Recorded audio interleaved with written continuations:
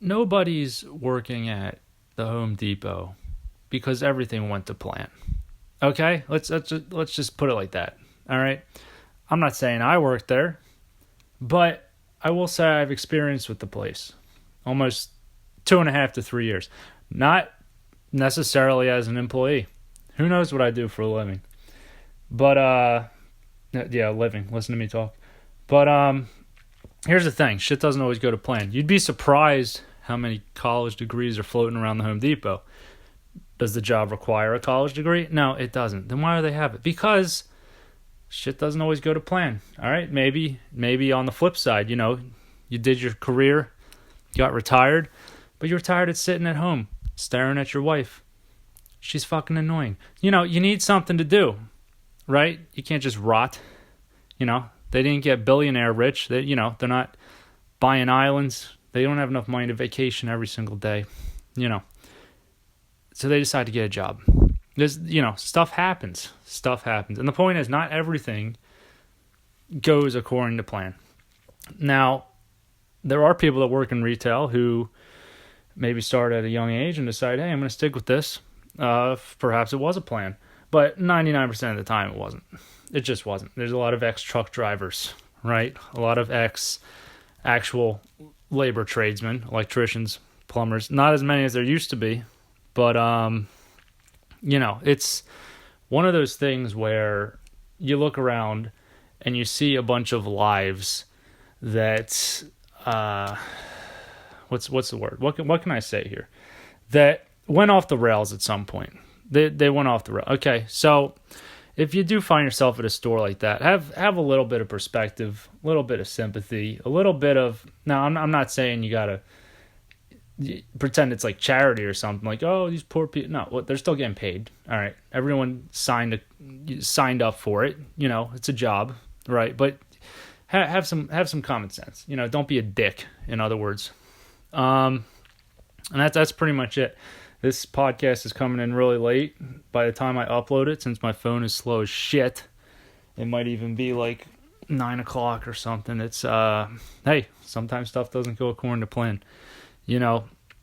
And I came home today, was supposed to go running. Instead, I fell asleep. And I know, I'm letting you down. And the point was I was going to go for a jog and come up with something on the jog to talk about. But here we are. I went for a walk. Still nothing. But I have a commitment. Even when things don't go to plan, I'm going to still give you guys a show, give you guys an episode, and we're just gonna kind of shoot the shit. We're gonna shoot the shit here sometimes on the Jim Morris. What's going on with Jim Morris? Sometimes that's just what we're gonna do. We're just gonna talk, and I'm gonna keep talking until my 10 or 15 minutes is up. And holy shit, it's only fucking 3.5 minutes, and this is bad. This is really bad. Oh fuck, I'm getting nervous. All right. So another thing I thought about was how you look at Instagram and all these guys, and things aren't always as they seem. You look at those guys or models or people that got money, and you're like, wow, shit went according to plan for them. No, it didn't. All right. A lot of those people still have jobs. They're just showing you the fun parts of their lives. All right. That's what it is. That's what it is. They're still going to school for whatever fucking reason and trying to better themselves, but they're not. No one is. Things aren't going as smoothly as you think. Is what it comes down to. You're only seeing the best part. People aren't going to post a picture of when they were pantsless vomiting into a toilet. They're not going to do that. All right. They're not going to post a picture of their bank account being negative 600. They're not going to let you know that shit's going on. What would you? I'm sure as fuck not. I mean, I'm honest enough to tell you guys what's going on with me, but a lot of these picture-perfect lives you see aren't all they're cracked up to be, I'm reading this book again. I read it before, but it's the life of Darrell Hammond, guy from SNL. He's the longest-running character, or cast member, rather, as far as when the book was published, like 2011. But, he's the most famous guy on that show that you've never even heard of. But he's the guy who did the Donald Trump impression for a while. He did Sean Connery, when he's always talking shit to Trebek as Will Ferrell, suck it, Trebek, you moo like your mother did last night, all that fun stuff. And he did Al Gore, and he did Bill Clinton when he was in office. He did that impersonation, which made him real popular. But and I know you've never fucking heard of him. But the point is, you read this book and you're like, holy shit, this guy had a hell of a life and a lot of demons going on in the background. And definitely encourage you to read it. Called God, If You're Not Up There, I'm Fucked. Actually, they shortened it now to God, If You're Not Up There. But originally, it was If You're Not Up There, I'm Fucked. So, I think that's a great title for a book. But, things aren't always what they seem on the outside. And, yeah, sometimes these guys have to shamelessly promote. I know I do it, and sometimes I feel like a dick. But you know what? I'm tired of having the shame. I'm tired of the shame. You shouldn't be ashamed of who you are. It's 2019.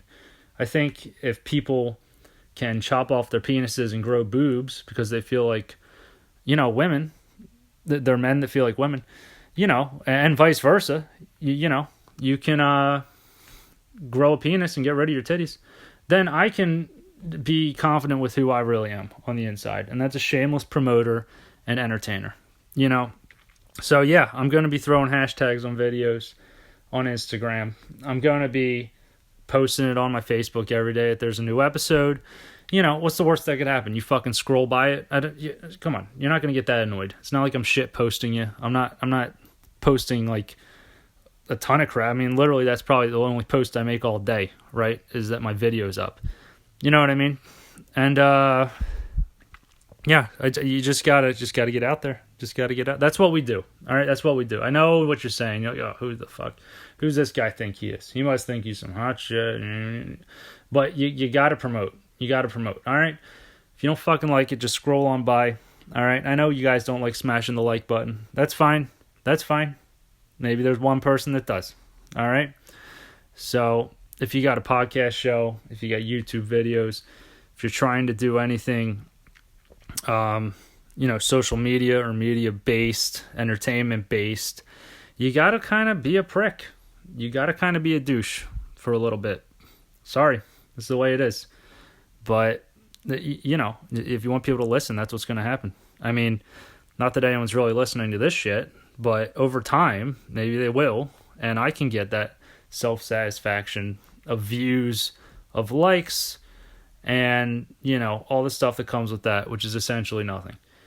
But, at least there's going to be a finished product out there for you guys.